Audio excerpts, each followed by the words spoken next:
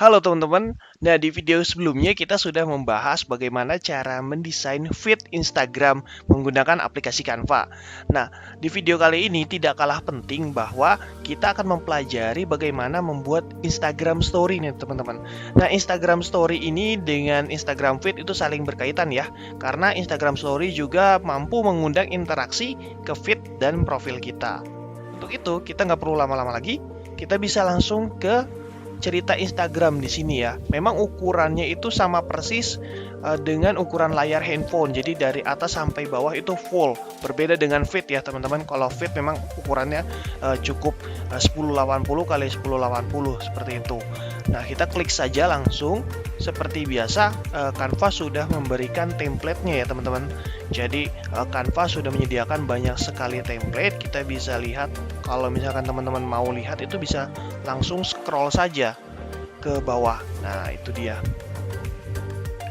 Kemudian kalau sekarang ini kita akan membahas bagaimana cara menggunakan Instagram Story sebagai pemancing ya, pemancing atau sarana kita untuk mengundang interaksi dari audiens.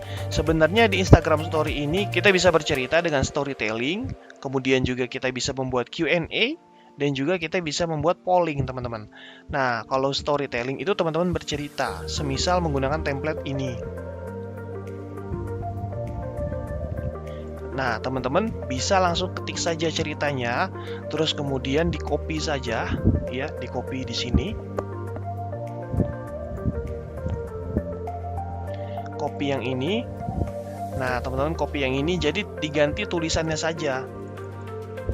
Gitu, diedit-edit saja tulisannya. Misalkan kita dari yang pertama ya. Misalkan pertama hari ini. Ya. Terus kemudian di berikutnya kita bisa ceritakan lagi lebih detailnya. Ternyata membuat konten itu mudah. Nah, misalkan seperti itu. Jadi bertahap ya teman-teman, terus sampai misalkan interaksi terakhirnya itu kalian bisa mengundang interaksi. Misalkan di akhir dipasangkan, misalkan kalau kamu mau tahu lebih lanjut, kamu bisa cek konten di postingan aku ya. Nah, itu juga bisa. Jadi untuk mengundang interaksi audiens ke konten kita. Kemudian juga kita bisa menggunakan polling teman-teman.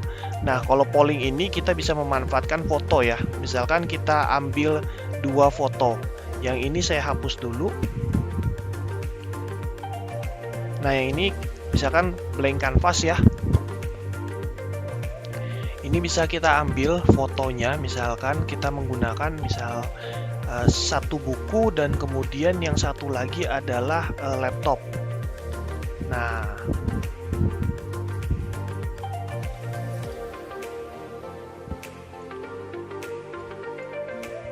Nah, postingan seperti ini teman-teman bisa langsung update ke Instagram Story-nya, lalu bisa kasih polling ya, pilih polling, terus mau yang atas atau yang bawah gitu, tanda jari ya, emot atas ataupun bawah, seperti itu.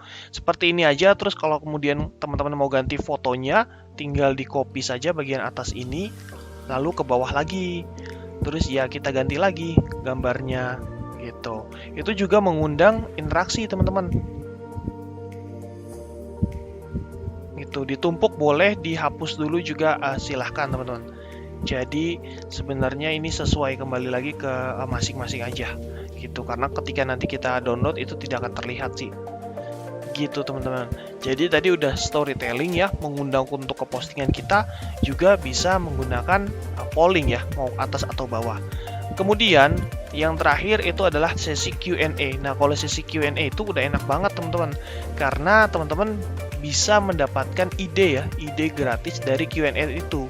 Misalkan kita buat template-nya dulu ya. Jadi masing-masing teman-teman harus punya template dari story-nya. Misalkan saya ambil kotak di sini ya. Terus kita buat agak miring sedikit.